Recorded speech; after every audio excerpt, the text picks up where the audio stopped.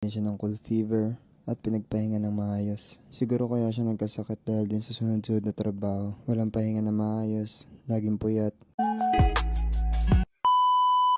Ilang araw na nilalagnat si Sophia at hanggang ngayon hindi pa rin siya nagaling.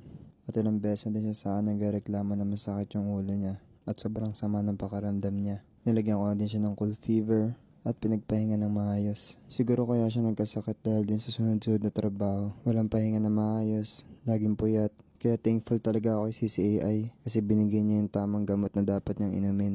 Halos lahat ng tanong ko nasasagot niya, mapatagalog o English man. Kaya sobrang halaga talaga sa akin ng CCAI. Kaya napapakinabangan ko siya araw-araw. Lalo na pag meron akong gustong itanong na hindi masagot. Kaya kung ano yung binigyan niya sa akin gamot, yun yung pinainom ko kay Sophia. At ilang araw lang, okay na siya.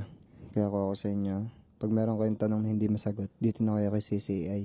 Lahat ng tanong niyo masasagot niya. Pwede naman eh, no?